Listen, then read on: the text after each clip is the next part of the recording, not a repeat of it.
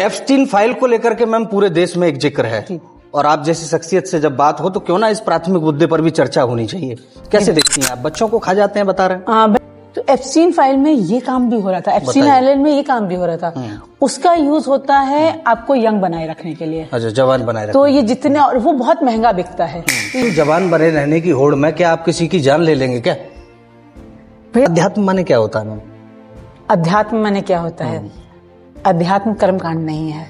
भ्रांति में पड़ जाता हूँ, दर्शक मुझे जानते हैं और बड़ा प्यार भी दे रहे हैं, इस दौरान मुझे देख रहे हैं। धर्म, अध्यात्म और ध्यान और ज्ञान और विज्ञान, इन चार में सब फंसे हैं। मैं एक लेखक हूँ तो मेरा धर्म लेखक का लिखना है। मैं एक रेकी हीलर हूँ तो मेरा धर्म है कि जब मैं रेकी कर रही हूँ तो मैं उसके प्रति प्रतिबद्ध रहूँ। बिल्कुल। जो बड़ा भ्रांति में फंस जाता है, मैं आपकी बिल्कुल बात वहीं ले जाऊंगा, ये कनेक्ट होकर के चले। धर्म का मतलब हो गया मुझे भूख लग रही है तो मैं खाना नहीं खाऊंगा। धर्म का मतलब हो गया मेरे अंदर कामना उठ रही है सेक्स संभोग की, मैं सेक्स नहीं करूंगा, उसका दमन करूंगा। ये मानसिकता चल। आप तो जानते हो मैं ओशो, मैं जानता हूँ, बिल्कुल, और ओशो से बड़ा शायद सेक्स गुरु कोई हुआ ही नहीं। मैं सेक्स गुरु उनको नहीं कह सकता, लेकिन हाँ ठीक है, लोग कहते हैं टैगमोड तो उनको यही है कि वो सेक्स गुरु है। जबकि अगर सच में किसी ने उनकी किताब संभोग से समाधि पढ़ ली ना, मैंने पढ़ी है, तो अपने आप उसकी भ्रांतियां टूट जाएंगी, क्लियर हो जाती हैं, और उनमें कहीं भी सेक्स का जिक्र नहीं है ना। ओशो की शिष्या बाद में बनी, शिष्या भी मैं नहीं कहूंगी, हाँ ओशो की प्रशंसक मैं शिष्या भी नहीं कहूंगी, क्योंकि मैं किसी का शिष्य कहना इसलिए नहीं चाहूंगी क्योंकि वहां पे आप बंध जाते हो। मेरा एक बंधन है, मैं हो सकता है ओशो की किसी बात से ना इत्तेफाक रखूं, लेकिन शिष्य को अपने गुरु की बात से इत्तेफाक रखना ही पड़ेगा। ये एक उसका धर्म है, उसका धर्म है कि वो अपने गुरु की बात से इत्तेफाक रखे ही रखे। कई बार मैम भारत में जो झाड़ फूक करते हैं ना, जो इस तरीके के बाबा भी हैं, और आजकल तो मैम एक नाम मैं पता नहीं इस चैनल से ना लूं, मेरे संपादक बैठे हैं बताएंगे, या मेरे सीनियर वकील साहब बैठे हैं जो लीगल टीम देखते हैं, और ले देते हैं धीरेन्द्र शास्त्री। ठीक है, बड़ा नए युवक हैं वो, बड़ा सम्मान है उनका भाई देश में, लेकिन वो जब खड़े होकर के पर्चा निकालते हैं, उनकी कौन सी रेकी मास्टरी चल रही है भैया इस देश में, जो है हम लोग मतलब कहाँ बढ़ रहे हैं। भैया तो चाह रहे हैं कि ट्रोल हो जाऊं। मैं तो चाह रहा हूँ भैया का प्रचार कर रहा हूँ भैया, मैं तो आपका प्रचार में लगा हूँ, आपका नाम ले रहा हूँ चैनल से। देखिए आप वैसे अपने आप में परिपूर्ण हैं।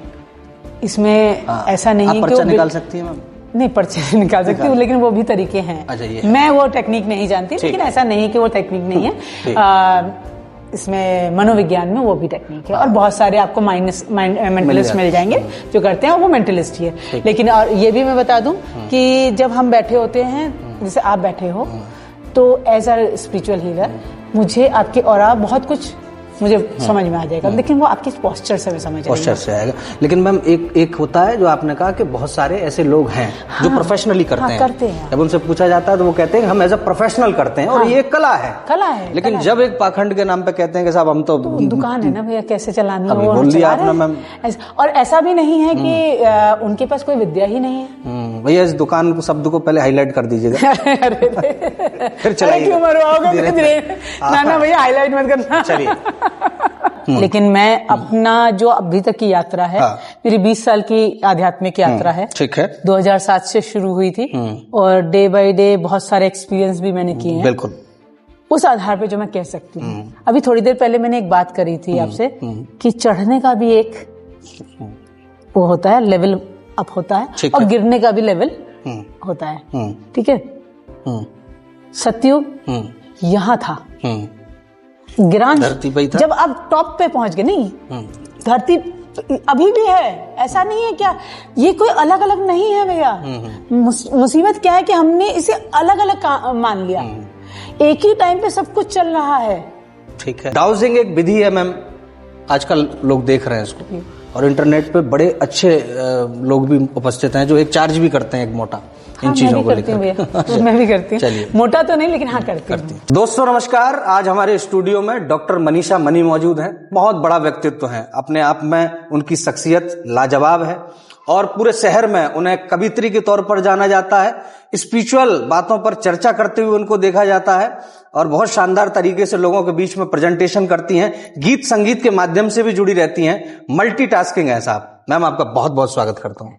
थैंक यू भैया, मुझे बुलाने के लिए अपने पॉडकास्ट में। जी मैम। मैम रेकी वगैरह कैसे? आया दिमाग में? रेकी भैया दिमाग में नहीं आया, अपने आप ही चुन लिया गया। 2007 में मैं अध्यात्म की तरफ झुकाव हुआ, क्योंकि मुझे कैंसर था, तो उस दौरान बहुत यात्रा रही, टेंशन में थी। तो मुझे नहीं पता था, मुझे बाबाओं से बड़ा डर लगता था। पहले बताओ, जो आज मैं बाबाओं से बहुत सहज हूँ, कभी मैं बहुत डरा करती थी। ठीक है। तो मैं गई थी दिल्ली अपनी दरानी के यहाँ, और क्योंकि आप कैंसर का नाम सुन के आप इतना डिस्टर्ब हो जाते हैं, और मेरे बच्चे थे बहुत छोटे, हार्डली 5-6 साल के थे। बताइए, एक बहुत बड़ा फेस मैं समझ सकता हूँ। हाँ, बहुत बुरा फेस था। तो उसने मुझसे कहा कि बच्चे मैं रख लेती हूँ, और बिकॉज मैंने अपना पैसा जमा किया है और वो पैसा वापस नहीं आएगा, मैं उनसे बात कर लेती हूँ, आप कर लो, आप कम से कम मेंटल पीस में तो आओगी। वहां से मेरी यात्रा शुरू हुई। वो जो 6 दिन का सत्र है, उसने मुझे ट्रांसफॉर्म कर दिया, रूपांतरित कर दिया, मतलब 360 डिग्री घुमा दिया। और तब मुझे लगा कि ये कोई चीज है जो मुझे समझनी चाहिए। हाँ। अच्छा, शायद बीज कहीं था, क्योंकि मेरे पापा एस्ट्रोलॉजी करते थे, मेरे ताऊजी एस्ट्रोलॉजी करते थे। तो आप हमारी टाइम पे माध्यम क्या होता था बच्चों का आपस में बात करने का? दोस्त बैठी है, ला हाथ देखो, कीरो तब नया नया आया था, भाई एक दूसरे से कम्युनिकेशन। तो अच्छा ये अब ये होने वाला है, अब ये होने वाला, तब मारता तुक्का था तब मैं सिर्फ वैसे। और इत्तेफाकन जो जो चीजें मैंने बोली वो उनकी लाइफ में हो गई। वो मुझे सोचते थे कि मैं बहुत बड़ी एस्ट्रोलॉजर हूँ, और मैं कुछ नहीं थी, मेरा सिर्फ तुक्का था। ठीक है। लेकिन वो हो सकता है कि वो कहीं प्रकृति ने चुन रखा हो। कहते क्या है, क्योंकि पूर्व जन्म की यात्रा करी है, तो इसलिए मैं कह सकती हूँ कि पूर्व जन्म से कुछ गुण आपके अंदर आते ही आते, तो वो गुण वहां से आया होगा। यात्रा शुरू हुई, होते होते 2013 में मेरा पैर फ्रैक्चर हुआ, और मुझे 6 महीने के लिए बेड रिटन थी। ठीक है। तो मेरी ही बिल्डिंग में किसी ने रेकी का क्लास अपने यहाँ रखी, और उनका फोन आया कि तुम अध्यात्म की तरफ हो, एक रेकी विद्या होती है हीलिंग, तुम सीखना चाहोगी? तो मैंने कहा मैं तो बेड पे हूँ, ये लोग नीचे बिठाएंगे, अध्यात्म वाले तो नीचे बिठाते हैं, तो मैं तो नहीं बैठ पाऊंगी। तो उन्होंने उन गुरुजी से पूछा, वो कहीं इंदौर से आए थे, तो उन्होंने कहा नहीं कोई जरूरत नहीं, वो लेट करके भी कर सकती हैं, इसमें हमें बैठने की जरूरत नहीं है। तो मैं कहा लेकिन मैं आऊं कैसे? तो बोले हम चलते हैं, हम उनके घर में सिखा देंगे। ठीक है। तो वो पूरा ग्रुप मेरे घर आ गया। क्या बात है। तो मतलब मेरे को कहीं नहीं जाना पड़ा, अध्यात्म खुद चल के मेरे पास आ गया। तो मैंने एप्स्टीन फाइल को लेकर के मैम पूरे देश में एक जिक्र है, और आप जैसी शख्सियत से जब बात हो तो क्यों ना इस प्राथमिक मुद्दे पर भी चर्चा होनी चाहिए। कैसे देखती हैं आप? बच्चों को खा जाते हैं बता रहे हैं? हाँ भैया, जैसे कि मेरा कुछ महीनों से आपसे बात चल रही है इस सिलसिले में, ये फाइल खुलने से पहले से मेरी बहुत पहले से बात हो रही थी जी। और तब भी मैंने कहा था आपसे कि बच्चों को, लड़कियों के साथ और बच्चों के साथ बहुत सारे गलत काम हो रहे हैं जी। और ये मुद्दा सिर्फ खाने तक सीमित नहीं है जी। जो छोटी बच्चियां होती हैं, लड़कियों में खास तौर से, बच्चों में, लड़कों में भी होता है, लेकिन लड़कियों में खास तौर से एंड्रोक्रोम करके एक हमारा कहना चाहिए एंड्रोक्रोम। हाँ, एंड्रोक्रोम कोई हार्मोन है, हार्मोन है। वो बनता है, और वो सिर के पीछे के ग्लैंड से लिया जाता है। ब्रेन मैरो या ऐसा कुछ बोलते हैं? नहीं, ब्रेन मैरो नहीं है भैया, ब्लड में होता है। ब्लड में होता है, लेकिन वो यहाँ हेड के आसपास, जब हम ट्रॉमेटाइज होते हैं ना बहुत ज्यादा, तब वो बनता है। तो छोटे बच्चे, आपने देखा होगा, छोटे बच्चे सोते सोते एकदम से ऐसे हो जाते हैं, तो उस समय वो रिलीज होता है, इसलिए वो एकदम शॉक में आते हैं। तो वो यहाँ बनता है, और उसे इंजेक्शन से निकाला जाता है।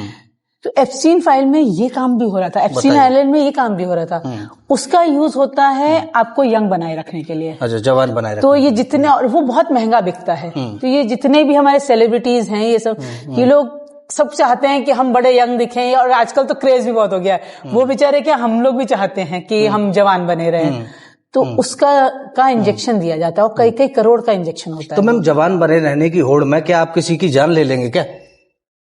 भैया देखिए, नैतिकता के धरातल पे कहें तो सही नहीं है, लेकिन हम जिस युग में जी रहे हैं, इसका नाम ही कलयुग है। आप लेना चाहेंगे ऐसा कोई इंजेक्शन? नहीं, मैं नहीं लेना चाहूंगी। मैं तो नहीं लेना चाहूंगी बिल्कुल भी। हम भारतीय हैं भाई, हम जिस पृष्ठभूमि से आते हैं। नहीं, भारत में भी लोग ले रहे हैं, ऐसा नहीं है कि भारतीय कहीं अछूता रह गया इस बात से, लेकिन मैं पर्सनली नहीं लेना चाहूंगी। पर मैं ये कहूंगी कि हम जिस युग में जी रहे हैं ना, ये युग ही थोड़ा सा भयानक है। बहुत दिन पहले ना आशुतोष राणा जी ने एक बात कही थी, और मेरे मन को बड़ी टच करी थी। उन्होंने कहा था, मैं आपके सामने रख रही हूँ बात, और वो बात वाकई बहुत गजब की थी। उन्होंने कहा कि सतयुग में राक्षस और देव दो अलग अलग लोक में रहते थे। अच्छा। फिर त्रेता आया, हाँ। तो राक्षस और देव धरती पे रहने लग गए। फिर द्वापर आया तो राक्षस और देव एक ही परिवार में रहने लग गए। ठीक है। उसका उदाहरण आप देख ही सकते हो कि हमारा दुर्योधन राक्षस प्रवृत्ति का था और युधिष्ठिर देव प्रवृत्ति के थे। और सबसे बड़ा उदाहरण कि कृष्ण का मामा राक्षस और कृष्ण देव, उससे बड़ा उदाहरण कुछ नहीं हो सकता। और अब ये कलयुग है। कलयुग में राक्षस और देव एक ही मनुष्य में रहने लगे। एक ही मनुष्य में रहने लगे। ठीक है। अच्छा, क्या आपको नहीं लगता कई बार मैम ये जो कहानियां बनाई गई होंगी तो वो बड़ा दूरदर्शी व्यक्ति रहा होगा, वो जो संकेत कहना चाहता है या समझाना चाहता हो, हमने उसके गलत अर्थ लगा लिए हो, ऐसा सोचते हैं? हाँ, कई बार मिसअंडरस्टूड भी किया जाता है। बिल्कुल बिल्कुल किया जाता है। मैं एक लेखक हूँ, मैं अपने मैं तो खुद कविताएं कहानियां लिखती हूँ, तो मैं जिस पर्पस से लिख रही हूँ, जो मेरी थॉट प्रोसेस है, सामने वाला, अभी रिसेंटली एक रचना मैंने लिखी थी और उस रचना में वर्ड था विरोहण। विरोहण का अर्थ दो तरीके से होता है, एक तो स्वयं को हील करना, एक होता है उखाड़ करके कहीं और विस्थापित कर देना। मैंने स्वयं को हील करने के पर्पस से लिखा था, लेकिन एक पाठक ने उसे विस्थापित करने के उससे पढ़ा। तो वो भी डिपेंड करता है कि सामने वाले ने कैसे क्या लेना चाहता है, उससे सीखना क्या चाहता है, उससे क्या सीखना चाहता है। अच्छा मैम, कविताएं भी कर रही हैं अभी। एप्सिन फाइल पे बहुत लंबी मैं आपसे चर्चा करूंगा क्योंकि इतना गंभीर विषय है। और आपने 2 महीने पहले मुझे शायद इस विषय में बताया था, और बाद में ये सब ओपन हो गया। अच्छा, मैंने दर्शकों को बता दूं, मुझे जब मैम से बात हुई है 2-4 महीने पहले मेरी बात हुई है, फिर अचानक मैं ये आता है सब कुछ सामने तो मैं आपको कॉल करता हूँ। हाँ, उसके बाद आपने दोबारा ये आपने कैसे, और ये ऑब्जर्वेशन आपका अपने आप में एक सराहनीय है। अच्छा मैम, साहित्य के क्षेत्र में कैसे आई आप? हाँ भैया, वो तो मुझे साहित्य ने खुद चुन लिया, मैंने कुछ नहीं किया उसमें। जैसे मैं जब छोटी थी तो मुझे आंसर ना गानों के साथ याद होते थे, तो उसी की धुन पे मैं आंसर याद करती थी। तो वो जब गाना चला करके और मैं याद करना शुरू करती थी, तो उसी लय में गाते गाते याद करती थी। फिर वो कब अपने आप कन्वर्ट हो गया कविता के क्षेत्र में, पता नहीं। फिर वो कविता कब अपने आप कहानी या लेख की तरफ बन गई, वो भी नहीं समझ में आया। तो वो तो माँ सरस्वती ने खुद चुना है। मैं लिंक दूंगा आप डिस्क्रिप्शन में, बाकी तो लोग जानते ही हैं मैम को। मैम शिक्षा के क्षेत्र से भी जुड़ी रही हैं? नहीं। हाँ, आप ये कह सकते हो कि मैं आध्यात्मिक शिक्षा की तरफ काम करती हूँ। मोटिवेशन वगैरह भी करती हूँ। मैं मेडिटेशन क्लासेस लेती हूँ, मैं रेकी की क्लासेस लेती हूँ, मैं प्रशिक्षण देती हूँ रेकी का, यहाँ तक कि मुद्रा मेडिटेशन भी करवाती हूँ। मुद्रा मेडिटेशन वगैरह भी कराते हैं। अध्यात्म माने क्या होता है मैम? अध्यात्म माने क्या होता है? अध्यात्म कर्मकांड नहीं है। क्या बात है, अध्यात्म कर्मकांड नहीं है। बहुत शानदार, आपने शुरुआत ही ऐसी कर दी मैम। अध्यात्म कर्मकांड नहीं है। अध्यात्म कहीं बाहर आप में देखने की चीज नहीं है। क्या बात है, जो मुझ में है वो अध्यात्म, आप में मुझ में जो भी। हाँ, अध्यात्म खुद के अंदर देखने की खुद के अंदर, और खुद के अंदर क्या देखना है। सबसे बड़ी बात कि देखना क्या है, पहले तो यही नहीं पता। हाँ, देखना क्या यही नहीं पता ना। अब कह तो दिया कि खुद के अंदर देखो, खुद के अंदर देखना क्या है। वो वाली बात है ना कि एक मेडिटेशन चल रहा था, तो मेडिटेशन में कहा कि नासिका के अगर भाग को देखिए, नासिका के अगर भाग को देखिए। पूरा मेडिटेशन खत्म हो गया। एक उज्जैन से नासिक से बंदे आए हुए थे, उन्होंने बोला कि जी नासिक वाले अग्रवाल जी तो दिखे नहीं हमें। ये समझने की बात है। तो ये तो नासिका के अग्रभाग, तो नासिका के अग्रभाग को देखना थोड़ी ना था। हाँ, अब कन्वे तो हुआ नहीं। अब वही बात हुई कि देखें क्या।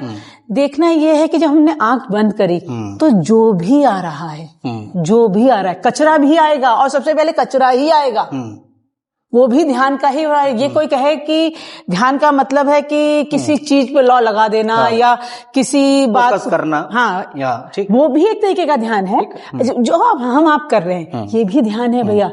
सजगता बहुत जरूरी। ध्यान का असली मतलब क्या है?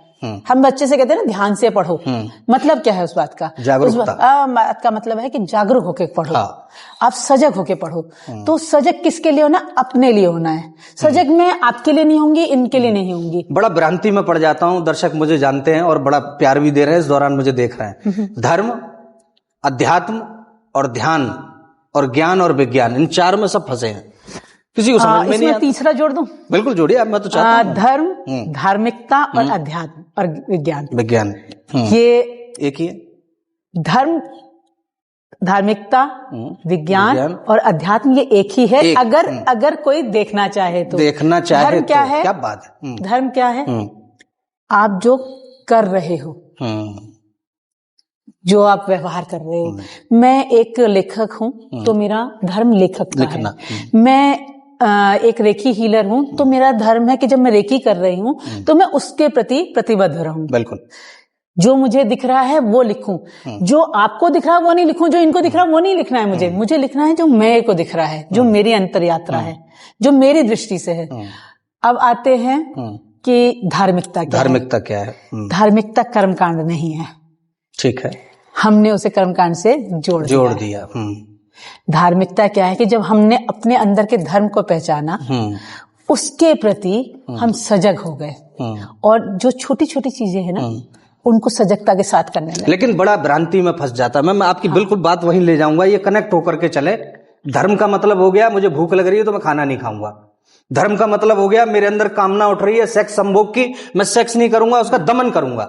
ये मानसिकता आप तो जानते हो, मैं ओशो, मैं जानता हूं बिल्कुल, और ओशो से बड़ा शायद सेक्स गुरु कोई हुआ ही नहीं। मैं सेक्स गुरु उनको नहीं कह सकता, लेकिन हाँ ठीक है, लोग कहते हैं लोग टैग मोड तो उनको यही है कि वो सेक्स गुरु है। जबकि अगर सच में किसी ने उनकी किताब संभोग से समाधि पढ़ ली ना, मैंने पढ़ी है, तो अपने आप उसकी भ्रांतियां टूट जाएंगी, क्लियर हो जाती हैं, और उनमें कहीं भी सेक्स का जिक्र नहीं है ना। और लोगों ने उसे उनसे जोड़ दिया। अच्छा, ओशो की आदत भी थी कि उनको मजा आता था आपके दिमाग से खेलने में। अच्छा। तो वो आपके दिमाग ऐसे टाइटल ढूंढते थे जो ढूंढ करके आपके दिमाग पर चोट कर दे, कुल मिला के आप पागल हो जाएं ऐसे। तो उन्हें मजा आता था कि आप उनके खिलाफ बात करो, और शायद कहीं ना कहीं वो चुल मुझ में भी है। क्या बात। इसीलिए वो ठीक है। आप ऐसा है ना, ओशो की शिष्या हैं आप, तो भाई ओशो के गुण तो स्वाभाविक आ जाएंगे। नहीं, मैं गुरु को धारण करती। ओशो की शिष्या बाद में बनी, शिष्या भी मैं नहीं कहूंगी। हाँ, ओशो की प्रशंसक हूं मैं, शिष्या भी नहीं कहूंगी, क्योंकि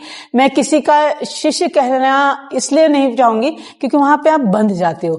मेरा एक बंधन है, मैं हो सकता है ओशो की किसी बात से ना इत्तेफाक रखूं, लेकिन शिष्य को अपने गुरु की बात से इत्तेफाक रखना ही पड़ेगा। ये एक उसका धर्म है, उसका धर्म है कि वो अपने गुरु की बात से इत्तेफाक रखे ही रखे। लेकिन जब आप शिष्य के बजाय आप ये मानते हो कि प्रशंसक हैं और ये भी एक व्यक्तित्व है जिसे मुझे पढ़ना चाहिए, पाठक हूं मैं, समझना चाहिए, इसे समझना चाहिए, तो आपके पास ऑप्शन खुला है कि आप उसको गलत बात को जो आपकी मान्यताओं पे नहीं बैठा है उसको आप जाकर के सवाल कर सको। शिष्य को सवाल का अधिकार नहीं है। डाउजिंग एक विधि है मैम, आजकल लोग देख रहे हैं इसको, और इंटरनेट पे बड़े अच्छे लोग भी उपस्थित हैं जो एक चार्ज भी करते हैं एक मोटा इन चीजों को लेकर। मैं भी करती हूँ। चलिए, मोटा तो नहीं लेकिन हाँ करती हूँ। ठीक। क्योंकि मेरा मानना है कि जितना मैं कर सकूं, तो मैं बहुत ज्यादा तो नहीं, मैं इत्तेफाकन अभी तक धन की तरफ नहीं गई हूँ। ठीक। अरे जाइए मैम, क्या हो गया। नहीं, धन देखिए, मेरा मानना है, मेरे गुरु ने एक बात कही थी कि नारायण को साधो तो नारायणी अपने आप आ जाती है। क्या बात। पत्नी बगैर पति के रह नहीं सकती, तो पति को पकड़ लोगे तो पत्नी आपके पास रहेगी। ठीक है। तो पहले ज्ञान को साध लो, फिर लक्ष्मी कहाँ जाएगी। अगर लक्ष्मी को पकड़ोगे तो ज्ञान भी नहीं आएगा। माया में दुविधा में दोनों गए। माया मिली न राम। तो पहले राम को पकड़ लो, माया तो अपने आप आ जाएगी। तो पेंडुलम डाउजिंग बिल्कुल ऐसे है जैसे हमारे शास्त्री जी, धीरेन्द्र शास्त्री जी पर्चे खोलते हैं, लेकिन बस फर्क इतना है, मैं नहीं कहती कि बाबा जी कितना सही कितना गलत, क्या उनकी विद्या है, मैं उनकी विद्या पे किसी तरीके का वो नहीं करते होंगे, क्योंकि कर्ण प्रशासनी एक विद्या है जिसमें आप पर्चे खोल सकते हैं। ठीक है। भारत की एक विद्या है कर्ण प्रशासनी, जिसको सिद्ध किया जाता है, लेकिन पेंडुलम इंडियन विद्या नहीं है। पहले जमाने में आपने देखा होगा कि एक डोलन के जरिए पानी ढूंढा जाता था। ठीक। तो जब यंत्र नहीं हुआ करते थे तो जमीन का पानी ढूंढा जाता था। तो ये वही है, लेकिन अब इसमें क्या है कि हम अपनी एनर्जी से, अपनी साधना के साथ उससे आंसर लेना शुरू करते हैं। तो वो एक सर्टेन तरीके से हिल करके हमें आंसर देता, तो हमें ज्यादातर यस एंड नो के क्वेश्चन हम पूछते हैं, लेकिन उसके बाद साधक पे निर्भर है कि उस यस और नो के बाद वो कितना, जैसे अगर आपने मुझसे कोई पूछा सवाल पूछा, वो यस एंड नो के फॉर्म में जाएगा, वो पेंडुलम हिलेगा। वो मैंने उसको दे रखा है कि यस है तो इस डायरेक्शन में जाना है, नो है तो इस डायरेक्शन में, या जवाब नहीं देना तो तुम्हें क्या करना है, वो मैंने उसको पहले से एक वो दे रखा है। वो अपना हिला, अगर मान लो यस आया तो अब यस के लिए मुझे यस से तो सिर्फ आप कंफर्म नहीं होते, आपको क्या ऐसा करना है। तो मुझे इससे मेरी साधना इतनी होनी चाहिए कि ये मुझे प्रकृति के उस उससे तरंग से जोड़ दे, जो मुझे ये गाइड कर सके कि मैं आपको गाइड कर सकूं कि देखिए आंसर तो यस आया इस काम का, लेकिन आपको ये रूट पकड़ना पड़ेगा। वो ये आंसर नहीं करेगा, वो मेरी कनेक्टिविटी, मेरी साधना पे डिपेंड करता है। तो बिना साधना के दुनिया का कोई भी आध्यात्मिक चीज बिना साधना के काम नहीं करती। साधना तो हर आध्यात्मिक। चलिए इस सवाल को आपकी बिल्कुल जो भी आप मैम करती हैं, इसको मैं बहुत बहुत धन्यवाद देता हूं। आप मंच पर आई, आपका पुनः मैं स्वागत करता हूं। और दर्शकों को बता दूं, साधना अपने आप में एक बहुत प्यारा शब्द है और अलग अलग तरीके से भारत के ऋषियों ने, ज्ञानियों ने, संतों ने, महात्माओं ने, प्रोफेसर्स ने और पढ़े लिखे व्यक्तित्वों ने इसको खुल करके बताया है। तो आप सर्च कर सकते हैं, जान सकते हैं। बने रहिए हमारे साथ, देखते रहिए। बहुत बहुत धन्यवाद। Thank you.